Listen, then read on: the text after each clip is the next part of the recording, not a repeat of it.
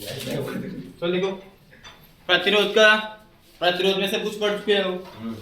Depend निर्भरता याद है कि नहीं याद है? प्रतिरोध किन किन बातों पर डिपेंड होता है? तीन बातों पे। डेरिवेशन के साथ याद है ना? डेरिवेशन मतलब उसका डेरिवेशन सही याद है ना? सभी का प्रूफ करने का फॉर्मूला याद है ना? क्या याद है? बंद कर कॉपी। बताइए। अल्फा क्या होता है? अल्फा क्या होता है? अल्फा अरे ताप गुणांक किन किन बातों पर निर्भर होता है? तीन बातों पर निर्भर। किन किन? जब गुणांक का अल्फा का मान अरे पॉजिटिव रहेगा तो चालक में ताप का मान बढ़ाने पे क्या होता है? चालक में ताप का मान बढ़ाएंगे तो उसका प्रतिरोध क्या होगा? बढ़ेगा। कब बढ़ता है? कब बढ़ता है? जब अचानक अरे जब अर्धचालक नहीं, जब अर्धचालक रहेगा तब उसका मान बढ़ता है, मतलब माइनस में रहेगा तब। और कब कोई प्रभाव नहीं पड़ता है? जब जीरो रहेगा तब। अरे कुचालक में। किसमें? कुचालक में वही अचालक या कुचालक। राइट, सही है ना? बता। सही है। बताओ। तो देखो यहाँ पे प्रतिरोध का संयोजन, प्रतिरोध का एक बताएंगे, आप खुद करेंगे। डेरिवेशन सब लोग को क्लास 10 से पढ़े होंगे। ठीक है सर। याद है या भूल गए इसको? क्या प्रतिरोध का संयोजन? खूब चला था, चला वो कभी। प्रतिरोध का संयोजन तो आपको पता है, चाहे देखो, चाहे प्रतिरोध हो, चाहे संधारित्र हो, चाहे सेल हो, आपको इस चैप्टर में तीन चीज पढ़ना है। कितने चीज? लगभग में शायद आप लोग संधारित्र के बारे में पढ़ चुके होंगे। संधारित्र का संयोजन क्या होता है दो रिलेशन में, पढ़े थे कि नहीं पढ़े थे? अब आप लोग को क्या प्रतिरोध पढ़ना है। इसके बाद आपको मिलेगा सेल, मिलेगा क्या मिलेगा? सेलों का संयोजन। ठीक है बाबू, तीन चीज है इसमें। संयोजन के रिलेटेड क्वेश्चंस भी होते हैं, डेरिवेशंस भी होता है। कल आपको पढ़ते हुए चला जाना है, कुछ छोड़ना नहीं है। सब जो भी छूटा एक आगे नहीं, कुछ छूट जाती होगी किताब में से, ऐसी बात नहीं है। छूटती होगी, जरूर छूट रही है, ऐसी नहीं चीज नहीं। अब पूरा तो देख नहीं रहे हैं, जो लिखा गया है उतना ही देख रहा है। प्रतिरोध का संयोजन क्या होता है? इसमें दो तरह का होता है। ठीक है बाबू, पहला क्या हो, बैठिए मत, लिखते चलिए, ठीक ना? प्रतिरोध का श्रेणीक्रम संयोजन। ठीक है, प्रतिरोध का श्रेणीक्रम। ठीक है, प्रतिरोध का श्रेणीक्रम संयोजन।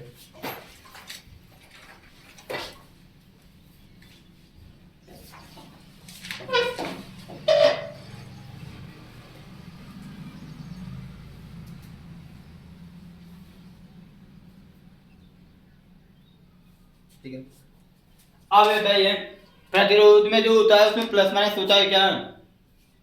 कोई तार उसमें भी प्लस माइनस होता है क्या? इस तार में प्लस माइनस कौन है? तार में नहीं, उसमें हम बात करें प्रतिरोध में। प्रतिरोध में होता है।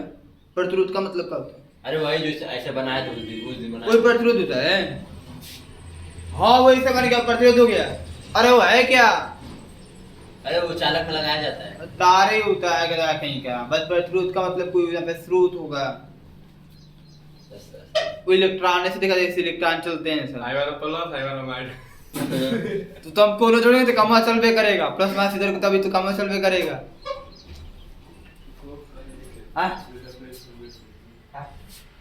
आगे आपको पता होगा कि संयोजन वाला डेरिवेशन करने के लिए, संयोजन का डेरिवेशन करने के लिए कम से कम आपके पास कितने प्रतिरोध होना चाहिए? बोलो। तीन तो कम से कम तीन। अधिकतर उससे बेसी ले सकते हैं कि डेरिवेशन बड़ा होगा, डेरिवेशन बड़ा होगा, लेकिन तीन से कम करेंगे तो डेरिवेशन छोटा हो जाएगा, वो भी अच्छा नहीं लगेगा। ठीक है, तो यहाँ पे कम से कम कितना लेना है? वो तीन प्रतिरोध। क्या लेना है? तीन प्रतिरोध लेना है, एक बैटरी लेना है और एक क्या लेना है? वो तीन प्रतिरोध लेना है, एक बैटरी लेना है, एक कुंजी लेना है। ये जो नीचे का बताया हूँ ये किसी किताब में बनाया गया या नहीं बनाया गया, एक कल आपको समझाने के लिए दिया गया है बैटरी। ठीक है, क्यों? क्योंकि एक बात आप लोग अभी यहाँ पढ़ रहे थे, यहाँ में बस आप लोग को एक चीज सिखाने की कोशिश करूंगा। वो चीज जानते बाबू क्या है?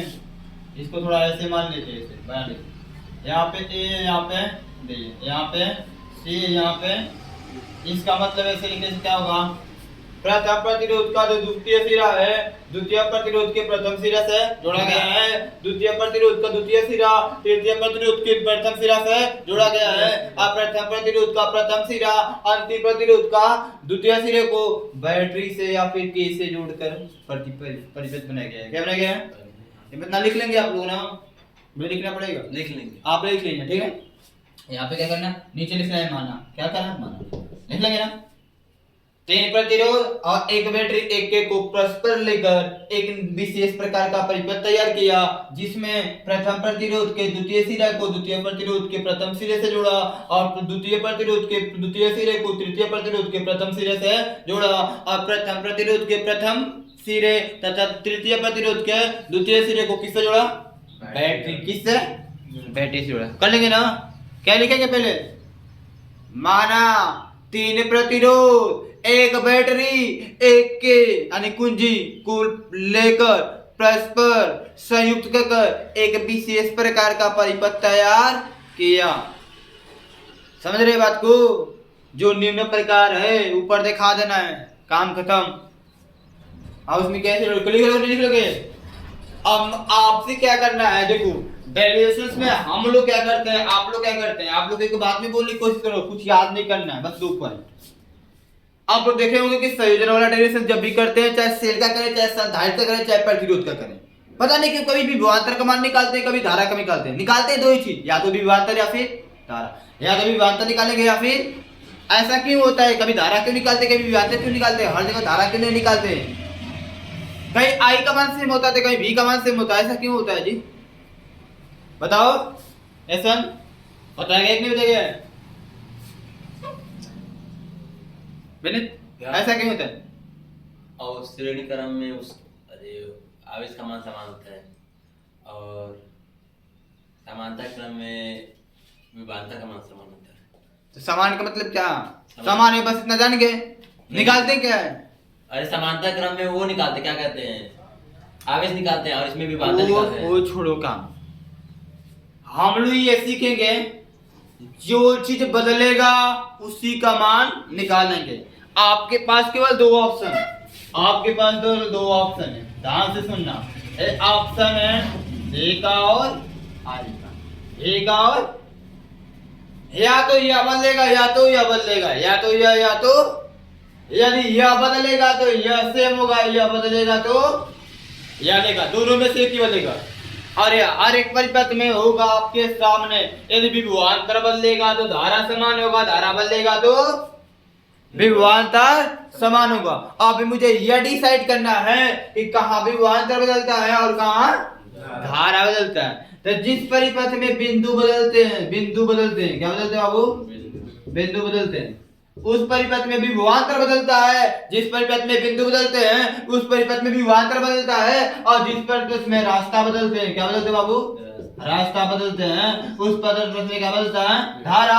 और लगभग में रास्ता हमेशा बदल जाता है समांतर क्रम में, किस क्रम में, समांतर क्रम में, और बिंदु हमेशा श्रेणी क्रम में बदल जाता है, किसमें, ये में याद रखना है, इतनी चीजें याद रखना है। यदि यह बदलेगा तो यह सेम होगा, यह बदलेगा तो यह सेम होगा। अब कौन का बदलेगा, यहाँ पर क्या देख रहे हैं, जो धारा आई होगी के को चालन करेंगे तो यहाँ से आई आएगी और यह आई बिंदुओं से होकर गुजरेगी, इन सब में सेम जाएगा, इन सेम में सेम जाएगा। देखो देखो आई है ना, अब यहाँ से 5 रुपए तो 5 रुपए, यहाँ से एकदम सेम जाएगी, 5 रुपए जाएगी नहीं जाएगी।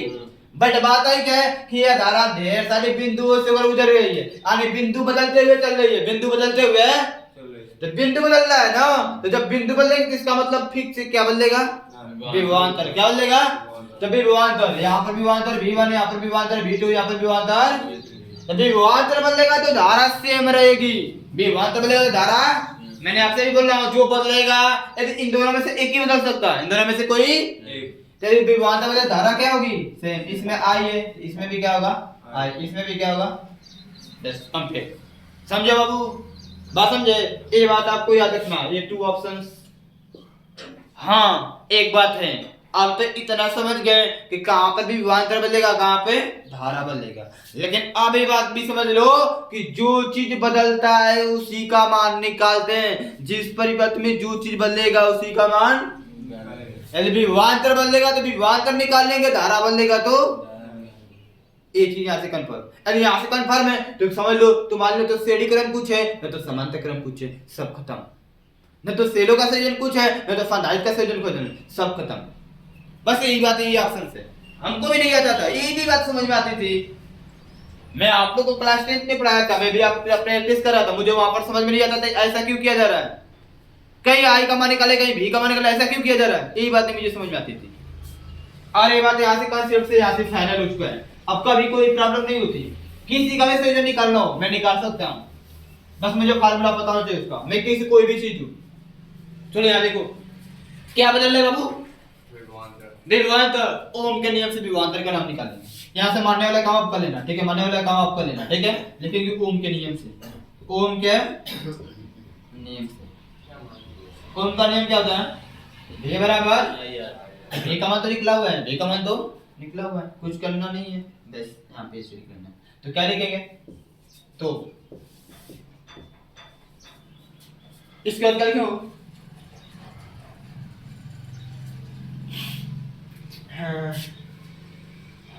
प्रथम प्रतिरोध, तीन प्रतिरोध है। प्रथम प्रतिरोध R1 के सिरों के मध्य विभवांतर, सिरों के मध्य विभवांतर क्या होगा? V1। विभवांतर बदल रहा है कि नहीं बदल रहा है? V1 बराबर क्या हो?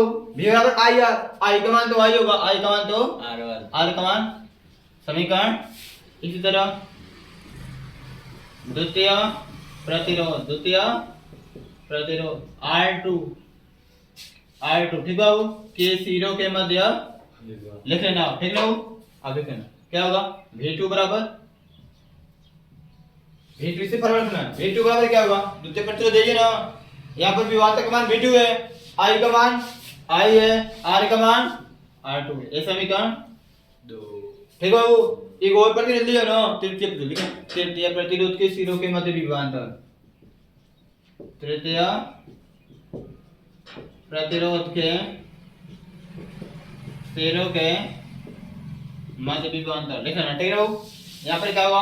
V3 बराबर क्या हो जाएगा? इस पर हमने V है, I R है, I का मान यहाँ पर भी I है, R का मान R। ठीक, अब क्या लिखेंगे? समीकरण 1 2 3 से तीनों प्रतिरोध के मध्य विभवांतर या फिर तुल्य विभवांतर, तुल्य विभवांतर, तुल्य मतलब टोटल होता है ना। हाँ, लिखेंगे क्या चीज? समीकरण 1 व 1 2 व 3 से तुल्य विभवांतर बराबर V1 plus V2 plus V। Let's मान लिया तुल्य विभवांतर क्या है? V। क्या है? तुल्य विभवांतर कितना है? V। विभवांतर V1 का मान क्या है? IR1, I V2 का मान क्या है? IR2, V3 का मान क्या है? IR3। यहाँ से क्या मान मिलेगा बाबू? I का मान मिलेगा, क्या मिलेगा? R1 plus R2 plus R3। यहाँ I पूरा इधर क्या होगा? भाग में क्या होगा? ये बटे I बराबर क्या होगा? R1 plus R2 plus R3। ये बटे यहाँ पर क्या होगा? चूंकि हम जानते हैं कि V बटे I बराबर, यहाँ से R का मान निकालेंगे तो I किधर बचेंगे? तो गुणा में किसमें होगा? भाग में। V बटे I बराबर R क्या होगा? इसलिए इसके स्थान पे क्या लिखेंगे? R। क्या लिखेंगे? R1 plus R2 plus R3। यहाँ से आपका क्या होगा? फार्मूला हो जाएगा, क्या हो जाएगा? क्या होगा? फार्मूला होगा। अब क्या लिखेंगे? हाँ, तो वो प्रॉब्लम है क्या? बोलो, ये प्रॉब्लम है, प्रॉब्लम मत बोलना है, क्योंकि n प्रतिरोधों के लिए, n के लिए तो इसमें ढेर सारे लेंगे तो इसमें लिखेंगे V समांतर क्रम में बटे रहला R n बराबर इस रेडी में क्या होगा? श्रेणी क्रम कन्फर्म नहीं हो रहा है क्या? एक है ना समांतर क्रम में ऐसे रहता है। अच्छा ठीक है, तब हम एक गलती है, वो अपना सही कर लेना, कहीं जाकर सही कर लेना, मुझसे कुछ क्या प्रॉब्लम है? सही है बे। R बराबर क्या हो जाएगा बाबू? R1 प्लस R2 प्लस साथ बाबू R3 प्लस। जिसको गलतफहमी होगी जाकर घर बैठकर हमें आकर बता देना कि सर जी आप गलती किए हैं, और उसके बाद हम समझ जाएंगे तुम पढ़ जाओ। सही है, ये फार्मूला है। नहीं अब वो पढ़ाया था ना संधारित्र वाला, उसमें उल्टा हाँ उसमें उल्टा हुआ, इसीलिए कंफ्यूज हो गया वो। देखो डेरिवेशन कुछ नहीं है, डेरिवेशन देखो बिल्कुल सही है, बस वो चीज जानोगे कहाँ किसका मान निकालना है। डेरिवेशन कुछ नहीं है, मान निकाल को जोड़ देना है, उसके बाद आ जाएगा, उसके बाद आ जाएगा। यहाँ पे मानने वाले काम कर लीजिएगा अपने से, ठीक है? नोट करो जल्दी से कर लो। क्या मानेंगे वहां पर? वही माना फिगरवा बनाएंगे, फिगरवा माना नहीं, माना तीन प्रतिरोध, एक बैटरी, एक क्या है कुंजी को परस्पर संयुक्त कर ने एक विशेष प्रकार का परिपथ तैयार किया जिसमें प्रथम प्रतिरोध का द्वितीय सिरा द्वितीय प्रतिरोध के प्रथम सिरे से जुड़ा। वो सब नहीं लिखेंगे तो नहीं चलेगा, बस नहीं लिख हाँ उतना भी हो गया देंगे। बस काम। वही कह रहे हैं।